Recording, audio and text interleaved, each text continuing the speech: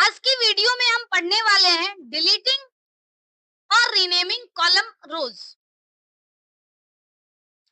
Start करते हैं आज का टॉपिक। पहला कंसेप्ट हम पढ़ेंगे डिलीटिंग रोज और columns in a data frame.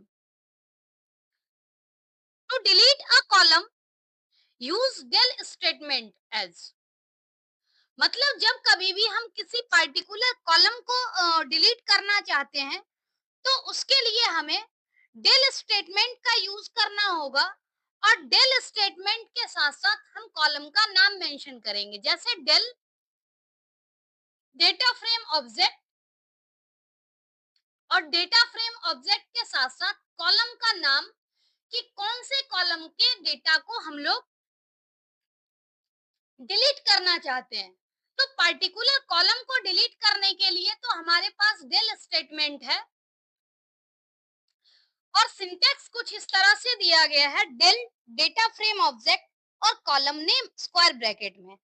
दूसरा कंसेप्ट क्या है, to delete rows from a data frame. अगर हमें डेटा फ्रेम के रो को डिलीट करना होगा तो उस केस में हमें ड्रॉप फंक्शन का यूज करना होगा। ड्रॉप फंक्शन में आइदर हम पर्टिकुलर इंडेक्स देंगे, रो का इंडेक्स, या फिर सीक्वेंस ऑफ इंडेक्स भी दे सकते हैं जब हमें मल्टीपल रो को डिलीट करना होगा। कॉलम के केस में क्या है कि हम कॉलम का नाम दे करके डेटा फ्रेम को से कॉलम को डिलीट कर सकते हैं del स्टेटमेंट की हेल्प से।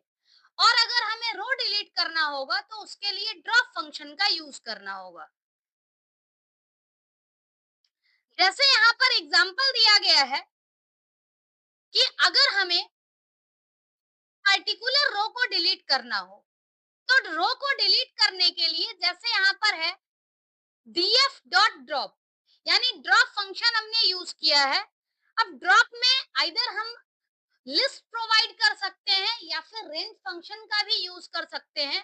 रेंज फंक्शन का कंसेप्ट ऑलरेडी अपने को पता है, जिसमें फर्स्ट होता है स्टार्ट, सेकंड होता है स्टॉप और थर्ड होता है स्टेप।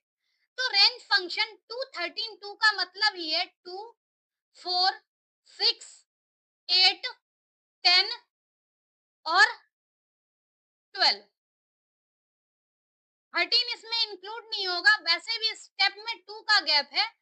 तो ड्रॉप का जो है वो इस तरह से मेंशन करेंगे तो उस केस में क्या होगा, 2 4 6 8 10 और 12 ये डेटा हमारा डिलीट हो जाएगा। दूसरा क्या है कि अगर हम ये 13 नहीं, सॉरी, यहाँ पर ये 2 4 6 8 उसके बाद हम अगर 10 लिखते हैं तो ये ज्यादा अच्छे से होगा, क्योंकि रेंज फंक्शन में 2 4 6 8 10 10 और 12 ये दोनों ही यहाँ पर आ रहा है। अब अगर हम बात करें इस पर्टिकुलर ड्रॉप फंक्शन की, तो ड्रॉप फंक्शन में भी यहाँ पर 2 4 6 8 उसके बाद 8 के बाद 10 और 10 के बाद यहाँ पर 12 दोनों सेम स्टेटमेंट है और दोनों ही केस में 2 4 6 8 10 और 12 इस रो को डिलीट कर देगा।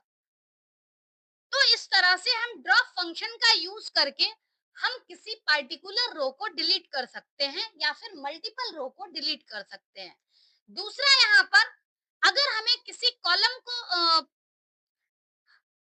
पर्टिकुलर एक सिंगल रो को डिलीट करना होगा तो हम इस तरह से भी डिलीट कर सकते हैं, प्रिंट df डॉट ड्रॉप और यहाँ पर केरला, यानी मल्टीपल रो को डिलीट करने के लिए हमारे पास एक रेंज फंक्शन का यूज करके है, दूसरा लिस्ट हम दे सकते हैं और सिंगल को डिलीट करने के लिए हम पर्टिकुलर रो का नाम दे सकते हैं।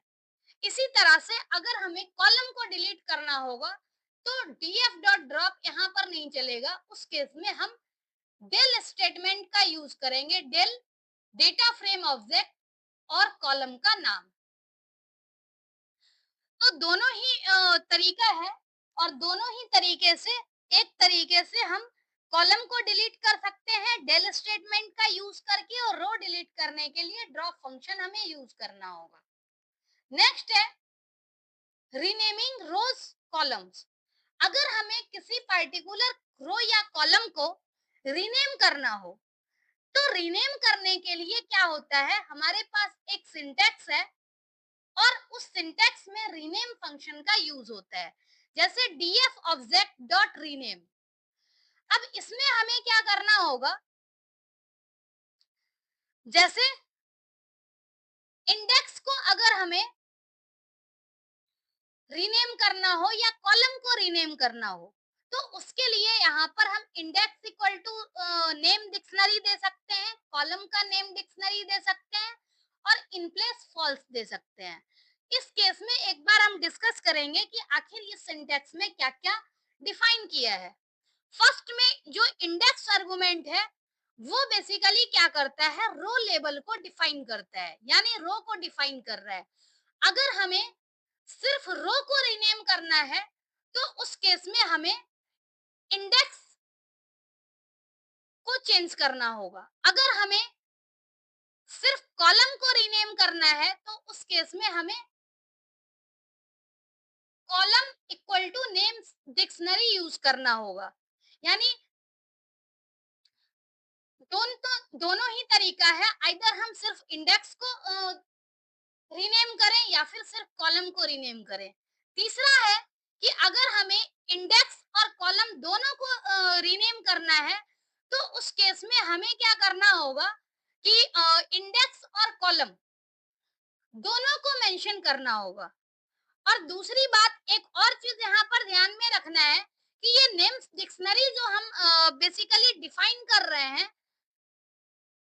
उसमें पहले हमें ओल्ड नेम डिफाइन करना होगा कि ओल्ड नेम क्या है, उसके बाद न्यू नेम क्या है। तो इस तरीके से हम नेम डिक्शनरी को डिफाइन करेंगे, और ये इंडेक्स के लिए भी होगा, कॉलम के लिए भी होगा, या फिर दोनों के लिए भी हो सकता है। इन प्लेस फॉल्स लिखा हुआ है, अगर हम इन प्लेस ट्रू करते हैं, तो उस केस में क्या है कि जो एग्जिस्टिंग डेटा फ्रेम है, एग्जिस्टिंग डेटा फ्रेम में ही सारी वैल्यू अपडेट हो जाएगी। और उस केस में क्या है कि हम अगर डेटा फ्रेम को प्रिंट करेंगे, तो पुराना डेटा फ्रेम भी हमारा अपडेटेड मिलेगा। लेकिन अगर हम चाहते हैं कि दोनों डेटा फ्रेम अलग अलग रहे, यानी एग्जिस्टिंग डेटा फ्रेम हमारा एज इट इज रहे और नए डेटा फ्रेम क्रिएट होकर के सारा चीज चेंज हो, तो उस केस में हम in place equal to false लिखते हैं। इन प्लेस ट्रू और फॉल्स का यही मतलब है। इन प्लेस यानी अगर ट्रू होगा तो एग्जिस्टिंग डेटा फ्रेम में चेंज हो जाएगा, और अगर इन प्लेस फॉल्स रहता है तो ओरिजिनल डेटा फ्रेम हमारा चेंज नहीं होता है। तो इस चीज का हमें ध्यान में रखना है कि हमारी रिक्वायरमेंट क्या है, उसके हिसाब से हम इन प्लेस को ट्रू या फॉल्स डिफाइन करेंगे।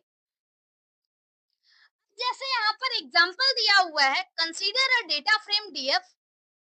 ये डेटा फ्रेम यहाँ डिफाइन किया गया है, और इसमें हम चाहते हैं कि जो सेक्शन है एबीसी, इसको हम रीनेम कर दें, यानी एबीसी से रीनेम कर दें। To change the row labels to ABC use, अब इसमें क्या करना है, डीएफ डॉट रीनेम। हमने क्या किया है, data frame object dot rename use किया है, और चूंकि यहाँ पर हम सिर्फ इंडेक्स को चेंज करना चाहते हैं, तो हमने लिख दिया यहाँ पर इंडेक्स सेक्शन ए, यानी ओल्ड नेम और old name to new name. यहीं पर ये जो हमारा नेम डिक्शनरी है, ऐसे ही old name new name, old name new name, इस तरीके से हमें डिफाइन करना होता है। अब यहाँ पर हम अगर ध्यान देखें, तो name of dictionary for index argument is storing old and new index name. अब यहाँ पर नेम डिक्शनरी जो है वो ओल्ड इंडेक्स और न्यू इंडेक्स दोनों होल्ड कर रहा है। अगर हम रीनेम फंक्शन यहाँ पर यूज कर रहे हैं, तो इस केस में क्या हो रहा है कि ओरिजिनल डेटा फ्रेम में चेंज हो रहा है। और अगर हम